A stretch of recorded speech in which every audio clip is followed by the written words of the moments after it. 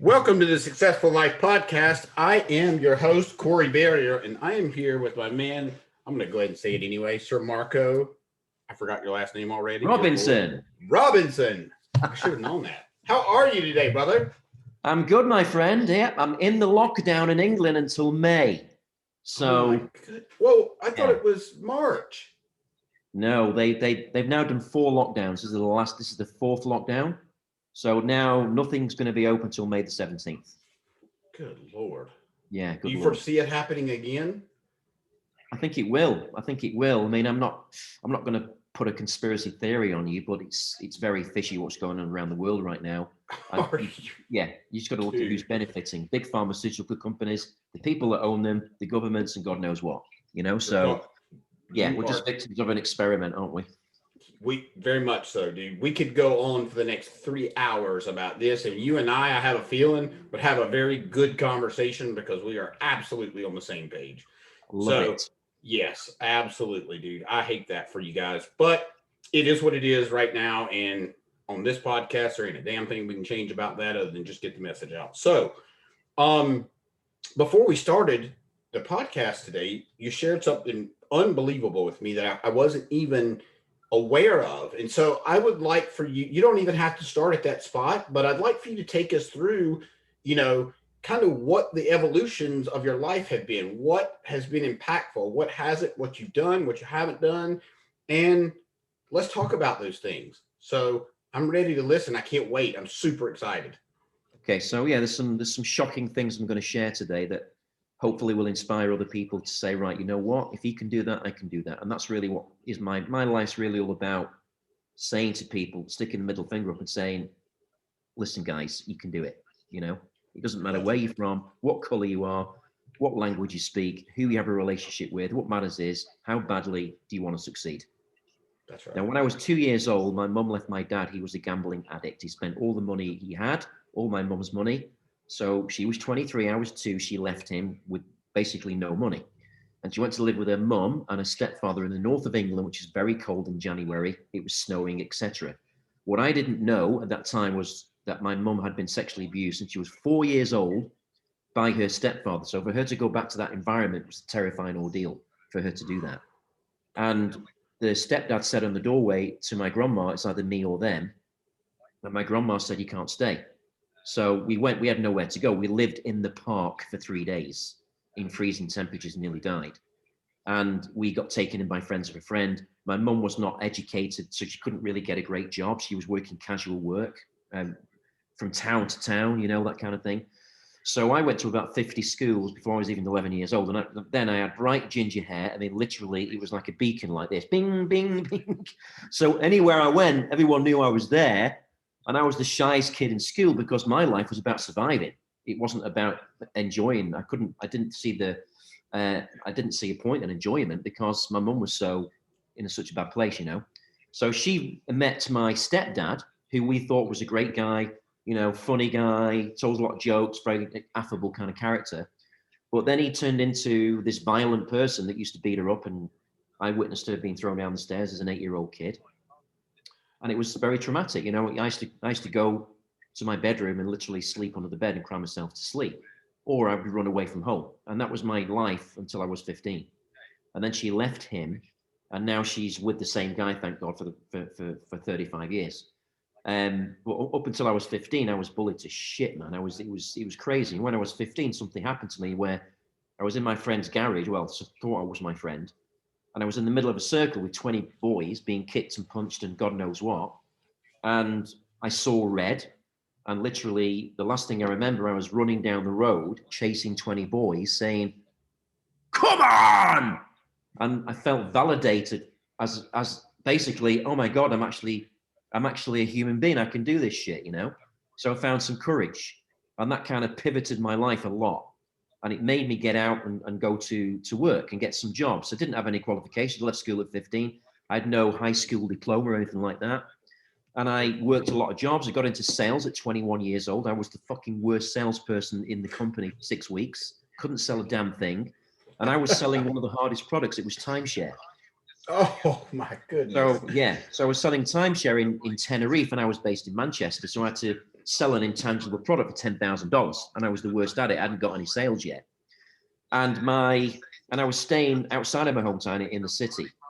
I was months behind with my rent. There's hardly any food in the cupboard, and it was getting worse and worse. So my internal narrative was during that time, why am I such? The question I was asking myself, well, why am I such a loser? Maybe I should do cleaning, go and casual work. I'm not good enough for this, you know?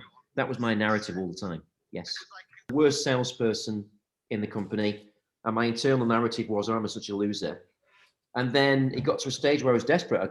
I either would have to go back to my hometown, and I didn't want to do that. I didn't want to go back to that kind of scarcity and pain, or I stayed where I was. So what I did, I basically changed the question inside my head to how can I be successful? And I kept asking that question day and night. And then one day, 2 days after asking that question, I went into the office, and the top salesperson approached me and said, Marco, I know you don't think that you're any good, but actually I used to be like you. I was just like you. I was shy. I didn't get any sales. I was the worst salesperson ever, and something changed for me, and I want to help you. Man, let me just stop you for a quick second. I have a feeling that the next part of this story is going to be, um, yeah. So, isn't it amazing when somebody just believes in you? It can change the game for you. So go ahead, Well, because I think that's where you're going. it was the game changer of my life, literally, because I didn't expect that. And why would he do that to me? But he just Right. said, I want to help because I used to be like you, and I think I can help you. And it was like he said, it was his give back, because there are so many people in that position that don't get a mentor or an intervention like that. So he said to me, he said, listen, I'm going to give you a book. This book changed my life. I want you to go home and read it, and don't stop reading it until you get the message. Now, I had nothing to lose. So what am I going to do? I'm going to listen to the top salesperson because it's the top salesperson. So I went home and I read the book 8 times. It's the first book I ever read, cover to cover. And I didn't go to sleep. And I got up in the morning and I ran. I ran 5 miles to the office. And I was so hot, my suit was wet through with sweat. So they sent me home to get changed. Took about a kick in the balls, right? So anyway, I got back to the office. But I had this different belief system in my mind. I completely shifted the way I thought about things. So you see, if you change the way you see the world changes, right? Now, I didn't know that psychology at the time. I just felt really good. And my first prospects were both blind. He was blind and she was blind. They had a guide dog. So I'm thinking in the back of my head, how the hell am I going to sell them anything? They can't even see me, let alone the timeshare, right? Right. So I'm freaking out, hustling. What am I going to say to these? I can't say to them, can you see how beautiful this beach is? Because I can't see it. Right. You know what I mean? Right. So I'm in this situation and thought, right, okay, fuck it. I said, what's going to happen today is you're going to sit there for 5 hours. You're going to love what I'm going to show you. I don't care if you can't see or not. And you're going to spend $10,000 and you're going to put it on your credit card. You're going to give me a credit card. And then you're going to give me a big hug at the end of it and say, this is the best thing we've ever done in our lives. So I said it with such an intention, I didn't give a shit what the reaction was going to be. I know that makes sense to you, Corey. You had nothing to lose. I had nothing to lose. Nothing to lose. So anyway, it was a 6-hour battle because there were objections. They were telling me objections, but like, oh, we can't afford it. We're blind. We can't, 6 hours. But whenever any objection came up to me, I was like, bring it on, baby. I will overcome that motherfucker right now, right? So I overcome every objection. And 6 hours later, he said, you know what, Marco? I never thought I'd say this, but you were absolutely right. And here's my credit card. Put $10,000 on it. I love that story. Let me tell you why I love that. This is why I teach people to do exactly what you just. That's the second part of my sales process is the upfront contract, and that's exactly what you just said. Is exactly that. I love that. Go ahead. Yeah. So the upfront contract is basically if you don't do that, you're not going to do anything. You've got to do it in everything you do with every transaction. Right. You're so right. So they bought, and I asked them. I said, listen, because I was very naive. I said, listen, why did you buy from me?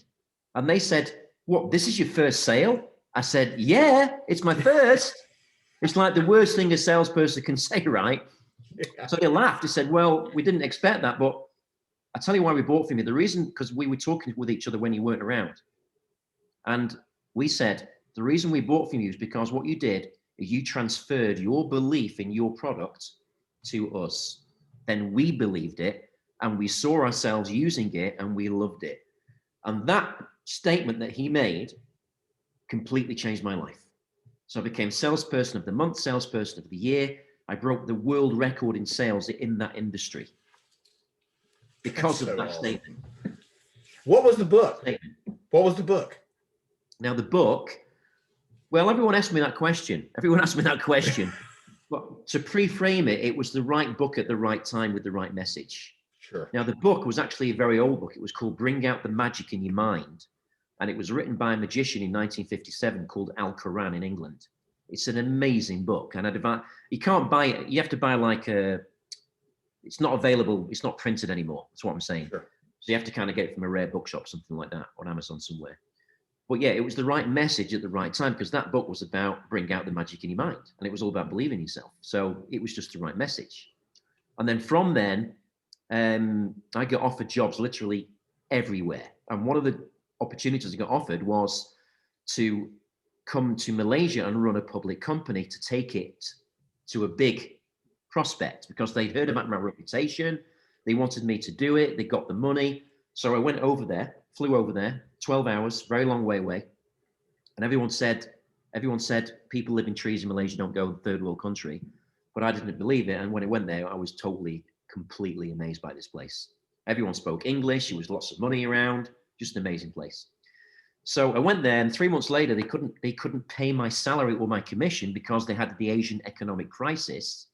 You might remember that, but a lot of people don't remember that because it was 1997. Sure. So George Soros completely destroyed the economy. Oh God, that name. Yeah. So now we're kind of having familiar things with Antifa now, aren't we? Stuff like that. Yes, we are, very much so.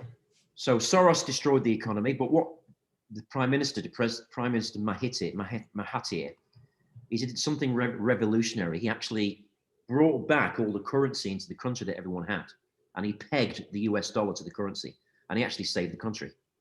But what I did is I had to be really innovative, and I was selling timeshare for $20,000 in Malaysia, where the average salary was $500 US a month. It's just not going to happen. Good Lord. Yeah. Right. So what I had to do is I had to split that into 7, instead of 1 week, I had to split it down to 1 day and create a point system where people could actually holiday. Okay. So the distance between the wealthy and the poor in Malaysia is huge, way huger than America, put it that way. Okay. But there was still a lot of money there. So I changed the model of the business and I turned it into a $2 billion company within 3 years. Wow. Just with innovating. And I had literally 5,000 staff. It was a monster. And it was the same result, right? You still got the same result. You just changed the way you got the result. Yeah. Love it. Same goal, just change the model. That's it.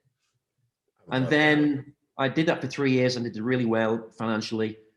But when I got to 30, that was about 3 years after that.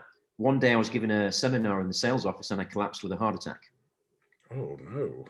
So I was literally rushed to the hospital, spent quite a bit of time in hospital and said, listen, Marco, you've got to slow down, because I was wanting success so badly that I would work 19 hours a day, 7 days a week, and my family would be compromised and, my personal time, because I knew that I needed to make hay while the sun shined. That was my kind of philosophy, yeah. But it backfired. So I recovered. And then when I got out of hospital, I found out my wife was having an affair with my best friend. And I'd known him 10 years, I'd known her 10 years. So it was like a double betrayal. And the pain on an emotional level was something I just can't describe to you, Corey. It was the worst pain. It was way worse than a heart attack, because it's stuck with me a long time. That had to hurt. So, I mean, yeah. I'm sorry to hear that, but I know that there's going to be a good thing that's going to come out of this. Yeah, I mean, it was 20 years ago, so I'm over that now. Right. Yeah, I mean, what don't kill you make you stronger, doesn't it? Now, that's exactly right. the third thing that happened was I had about 2 million in stocks that I bought in the company that I was working with, and they played me and I lost all my money in the stock market. Oh, so I had a heart attack, broken marriage, no money. So what do?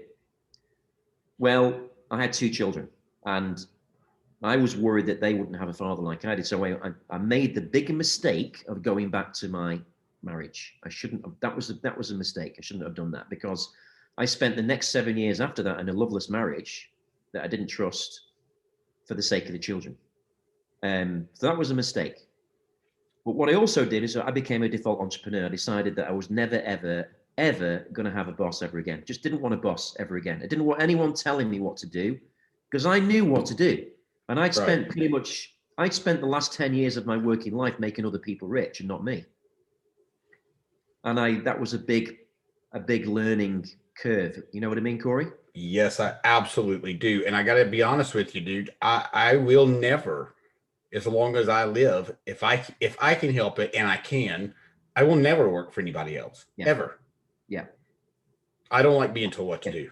I just don't. That's exactly what I said to myself. So listen, I don't care if I'm meeting out of a trash can. I was not fucking working for anybody anymore. No way. Because basically what I connected with that working for somebody else was I was a slave, and it affected my health and my relationships and my money. So I wasn't going to do it again. So basically I at that time I had a lot of experience and track record. So I started doing small consultancy jobs, and I stayed in Malaysia because I liked the country, I liked the weather, and it was very cheap to live. So as an entrepreneur, it's very cheap to kind of start a new business. And then I started doing motivational events like Tony Robbins would do, like with 1,000 people. I'd start doing that sort of stuff, which was really enjoyable. And then in 2008, that was probably my best year up to date, because I had the best day of my life. And the best day of my life was when I left my wife. I know it sounds bad in a way. No.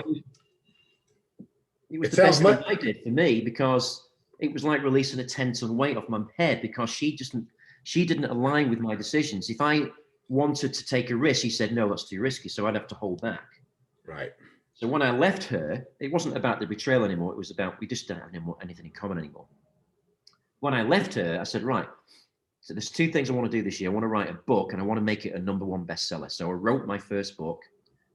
And while I was doing that, at the same time, I was working a lot of stuff, doing a lot of projects, but I also had an idea to start a new company where I didn't have to worry about consultancy anymore. And I found a hack from my experience. So I found out that a lot of hotels in the world have empty rooms they never sell. So I approached the people I knew and I asked them to give me those rooms for free. And I would make sure the clients ate in their restaurants and stuff like that. So I got quite a few rooms for free. And what I did is I packaged them into a voucher, called it a vacation incentive. And I sold it to companies as an incentive for them to sell their products. So buy a watch, get a free holiday. Buy an iPhone, get a free holiday. Sure. And it became so successful, I sold to Citibank, Rolex, Shell, Mercedes, IKEA, all blue chip companies I was selling to. And I was able to turn it into a network marketing opportunity and recruit about 2,000 people into it. Wow. And then that book I wrote became a #1 bestseller. It's called Close the Deal and Suddenly Grow Rich. And that basically, the book was written on my experience of, the best processes in sales and the best ways to do it. And that was really successful. And I got into real estate. In fact, I did a lot of US real estate, because a lot of my friends asked me, where's the best place to buy? So definitely USA. It's cheap. Your rental is really high. You can flip it, blah, blah, blah. And I started moving into property development, that kind of thing. And in 2017, Channel 4 TV in the UK, they asked me if I would like to come on TV with my own show and give a house away to a homeless family to address the social housing issue in the country, because a lot of people still can't afford a property or the deposit to buy a property to get a mortgage. And they said, we'd heard about your life story. We really would love you to do it. So I said, yeah, right, I'll do it. Fuck it, I'll do it, Of course. So I made the TV show, gave 3 houses away, paid the mortgage off, and then started my own charity called Freedom X, where I take people off the street now, still do it now in the pandemic, get them accommodation, get them food, and get them retrained into a job or a micro business, for example. So that was a massive thing for me. And it also gave me a lot of attention, a lot of PR. It went to like 70 countries.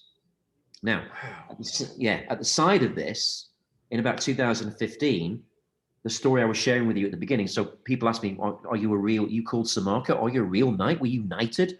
I said, yeah, I'm very humble about that. I'm not, an egotistical person like that. I say, if you ask me, I'll tell you, right?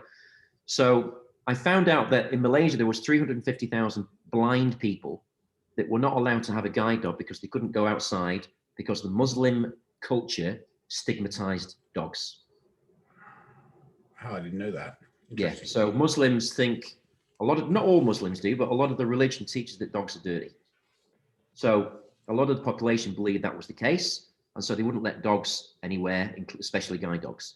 And actually guide dogs are very, very intelligent creatures. They're trained to hold their bladder for 6 hours. I don't know if you knew that, but Lord, I did not know that. Yeah, How they're very about that? clever. They're very clever. So I said to myself, right, I need to do something about this. So I said, why don't we make a film? And we call the film Are You Blind? And we get a guide dog. We bring the guy. I had to pay 15 grand for a guide dog to import it from China. We started making this film, and we filmed this guy going into public transport, trains, buses, taxis, into shopping malls.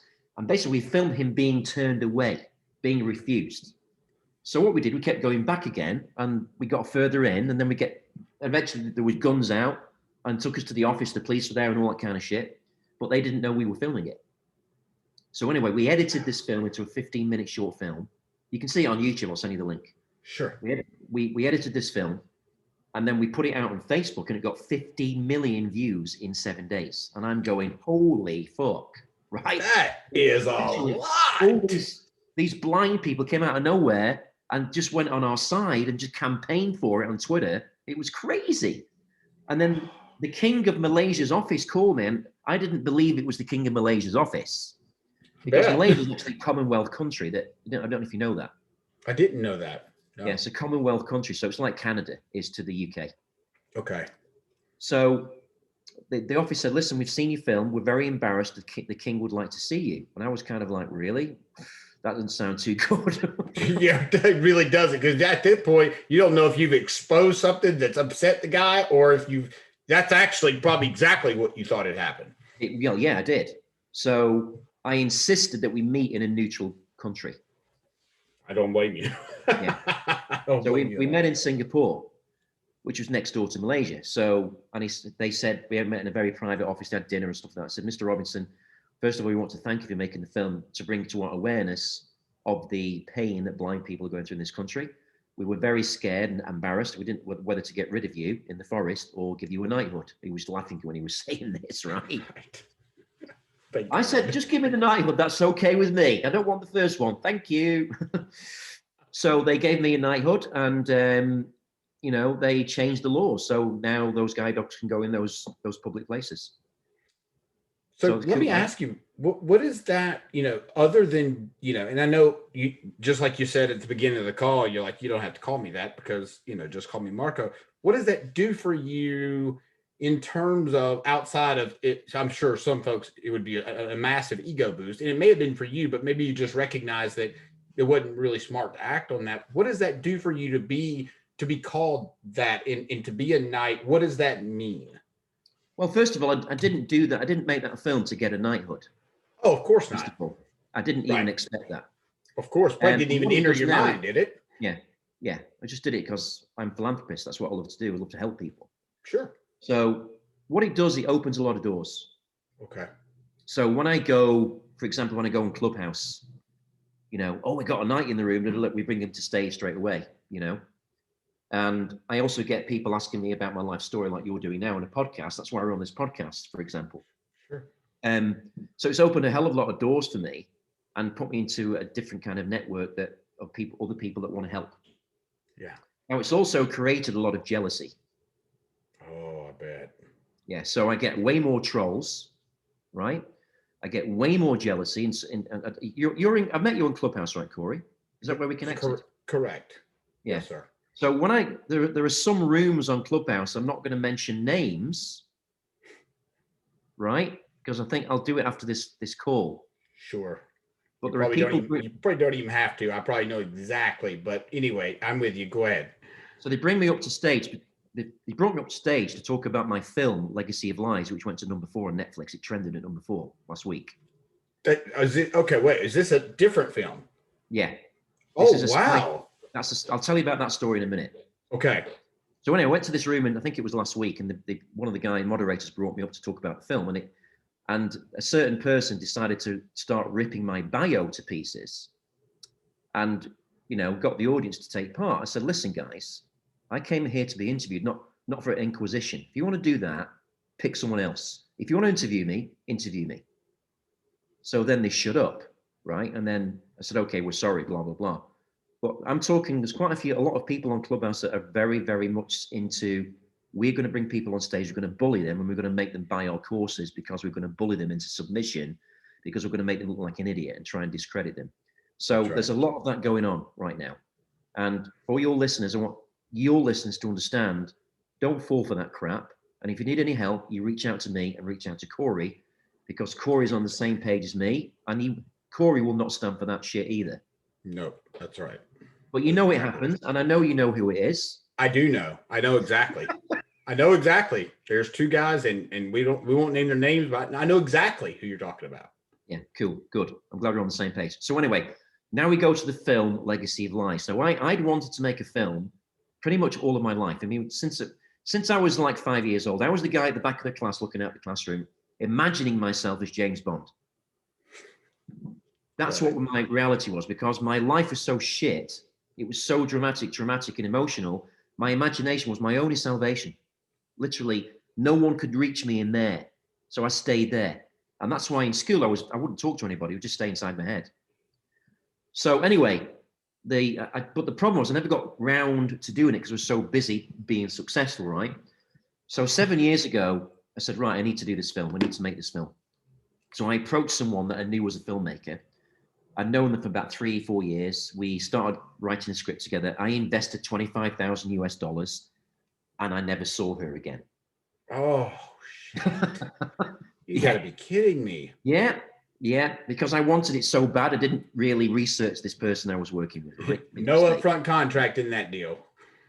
Right. So anyway, the good thing was that from that tragedy, there was a person I met called Victor Soler. He was a Spanish actor. And he introduced me to a guy called Adrian Ball, who's the director of Legacy of Lies, which you can see on Netflix or Amazon Prime in the US right now. And I went to Holland to meet him, and he'd got a great track record of making MTV videos, music, a film award, lots of independent film awards, that kind of stuff. I got to know him over about 6 months, and then, yeah, this guy's decent. So he had a script that we worked on, and the script was called Truth 99. It was based on the true story of how the Russians bombed a building in Kiev and killed 300 families. Now, his wife was Ukrainian, so she lost somebody in that particular bombing. So it was a great story, but it was a bit political, if you know what I mean. Yes, I do. Yeah, so we did all the PR, and we spent 50 grand doing all that. We're getting a lot of attention. And then one day, Adrian called me and said, Marco, you need to sit down right now because I need to tell you something and you need to prepare. I said, what's wrong? He said, just sit the fuck down right now. He said to me, your Facebook, and your Instagram is all over Russian news TV. And it's gone to 100 million viewers. And they're saying that you are crazy going after Putin. And you're going to lose your life. Now, I didn't believe what the fuck I was hearing. So I got the news clip. I got the news clip sent over to me. I had it translated, and sure enough, everything was on the news. They'd circled comments about what I was saying about Russians and stuff like that. It was absolutely surreal. And it was the only time I've been really scared in my life. Holy cow, I bet you were scared shitless. Yeah, true story. Wow. So anyway, the same time this was going on, there was a girl that I was talking to on Instagram for about a year. And she said one day, and she was a Russian girl. Now, I didn't connect the two at the time. She was a Russian girl, and she said, can I come and see you? I said, yeah, absolutely, come and see me. So she stayed with me. And in bed one day, she said, Marco, I don't think you should make that film. And I said, what? What would make you say that? Are you interested in my film? She says, because I'm not who I say I was. I'm actually a Russian FSB agent. Holy shit. And you've been watched now for a year. Your phones are tapped. Your office is tapped. And I'm a weapons dealer. My best-selling weapon is cyanide. This is what she said. And I'm related to Putin. And if you make that film, you might lose your life. So basically, a Russian spy was sent to kill me, but I ended up shagging them. You're like the Austin Powers. I mean, you're almost Spy who shagged me, right? Yes, yes. And you got the red hair. Holy shit!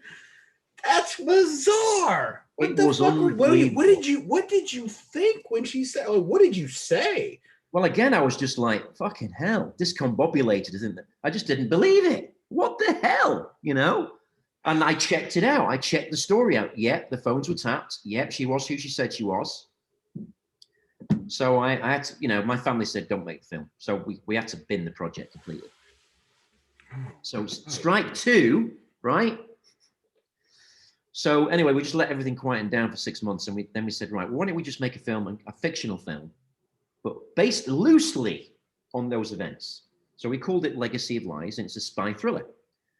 And we were I was kind of down on money then to make this film. I was like, spent 75 grand and got nothing back whatsoever. So I got 10 grand together and I made the trailer, the film, the full cinematic trailer. So I used like, in the film industry, we call it A-roll and B-roll. So A-roll is you film it yourself, and B-roll is you buy the footage to transition to make it a decent film, like piece. Sure.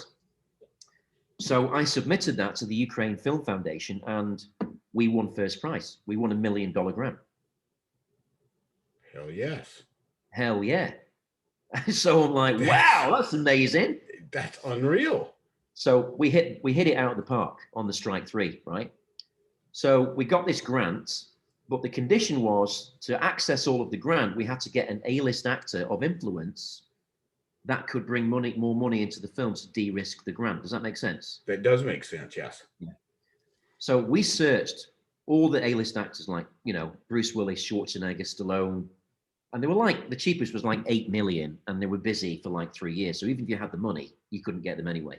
Sure. So we searched literally for 2.5 years, and at the last minute, a guy called Scott Adkins, who is arguably the world's top martial arts action film star right now in the world. Currently, and if you haven't seen his stuff, or currently at the time, or currently, then he wasn't as high, but now he's wow. Yeah. So he's been in Expendables. He's done his own films, Undisputed Boyka. He's done like Doctor Strange, but those are not his main films. His main films are martial art action films. So he came on because he dropped out of another film. We had to find $100,000 to put in escrow before he would sign on. He signed on. We started making the film in May 2019. And halfway through the filming, we ran out of money. Oh, shit. Strike four. So, shit, what we're going to do now? So at that time, Cannes Film Festival was on at the time in July in France. So we said, fuck it, let's just use our network. So we managed to get hold of a yacht from a friend of a friend.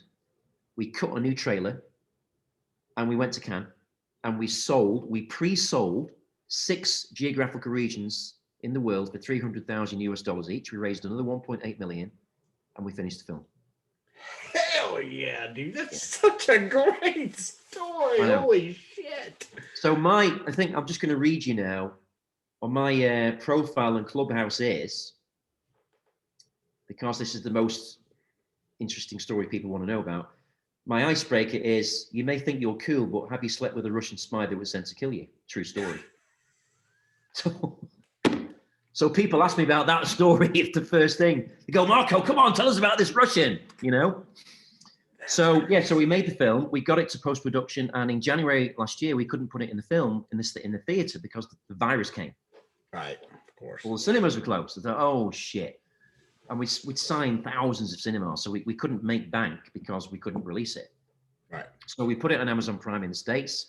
And then 2 weeks ago, we released it to Netflix in the UK. Went straight to number 4. We beat all the Hollywood films, all the Netflix films, and that was redemption. You know, that was redemption. It was that's probably the best time in my life that I'm watching myself in TV and I'm number 4. I'm going, oh my god, I know an actor, but you know, I made this film. It's because I know the story behind it, kind of thing. That's so freaky. I mean, what the hell did that feel like when you saw number 4? On the I mean, that's got to be the most exhilarating feeling you've ever had. It was. You know what? It actually, people ask me, well, what was it a better feeling than the Knighthood or the TV show? And actually, it was, because it was for me. it was for me. The knighthood was not necessarily for me. It was helping a lot of people. And I got a lot of fulfillment from that, but it wasn't for me. It wasn't my deepest desire. So I didn't even know. My friend called me, said, listen, you know my fucking for Netflix. I said, what? So my girlfriend surprised me. She did like a opening night in my flat, in my apartment, and she decorated it all and everything, and it was amazing. You know, it was just amazing, surreally amazing. Yeah.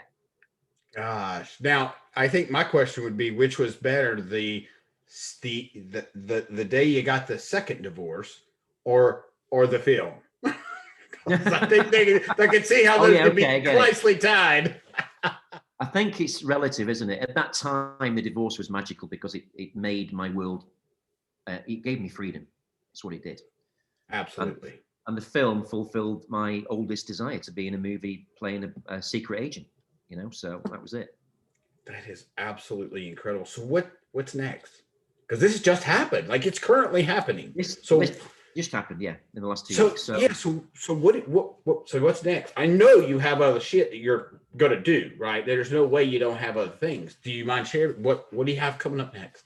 sure. Well, like in the lockdown, which was very heavy in England, I decided, you know what, I need to learn how to do an online business. I need to learn that because I wanted my income to be more sustainable. I wanted it to grow without me having to go and travel everywhere because I used to travel on a plane all the time. I don't know what you like, Corey. You know what that's like. You've done it yourself. I do. And so I said, right. So I probably invested about $60,000 into mentors. And in January, I started my first online business called the Online Success Formula. So I teach people how to start an online business, whether it's e-commerce, social media agency, or their own course using their expertise. That's doing very well. And I also started a course for actors and filmmakers that are struggling to get to Netflix and the big screen. I thought, fuck it, I know how to do that now. I can monetize that. Absolutely. Right?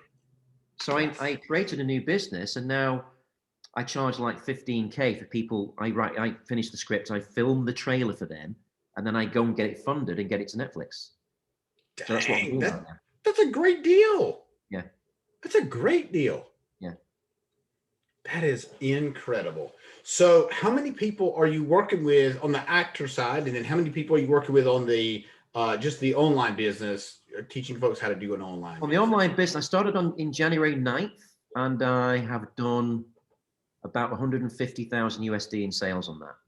Good for you. Yeah. And I've not even advertised. That's just organically so far. The film one, I've got about 6 people on that now. Yeah. Okay. They're both just new businesses. They're brand new. You know? Yeah, like less than 3 months old. Yeah. Wow. That is pretty that's pretty impressive. I got to tell you, that is very impressive. Well, it is, but you know, I've used my experience in sales and marketing. That helps. Massively. And that's the thing. If people could just understand those two things are the two things that you absolutely need to have a successful business. Yeah. Yeah. And that's why you said the pre-call contract and all that. I knew all that before, but I just clarified it when I got these mentors, what you actually do, because obviously you book a phone call and stuff like that. So I've learned those skills. I mean, I've earned them. I paid time and money to learn those skills, and I just basically monetized it. And it just fell into place like that, you know? That is beautiful. I love that. So, wow. So do you have films in mind for these 6 people? I mean, obviously they have a film in mind. That's why they're finishing the script. Well, they have a script. So they're at different levels of experience. So they have it's either a beginner or quite advanced, that they've written lots of scripts that they can't get anywhere. So, you know, I doctor the script and make sure the script is like it's jumping off the page. Only then do I film a trailer. See, a lot of filmmakers think they don't have to make a trailer. They can just send the script into a studio. It does not work like that anymore. The reason it doesn't work like that anymore is because Netflix are in so much demand. They don't need you. Right. You don't need it, you know? So you've got to be different. And you've got to use a different blueprint to get there. That's right. You got to stand out amongst the crowd. If you don't, you're just one of the crowd. Yeah. And that goes for any industry.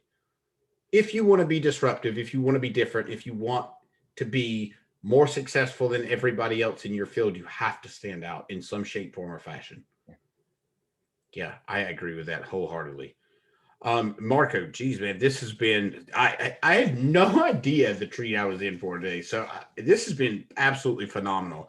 And I just really want to just thank you so much for coming on today and sharing this story with me and giving me your time today, because I know that everybody that is going to listen to this is going to enjoy it. If you don't mind, if you could just run through the names of the films real quickly and then where people can find you, because I want to make sure that anybody that listens to this, they can go straight to that in the show notes.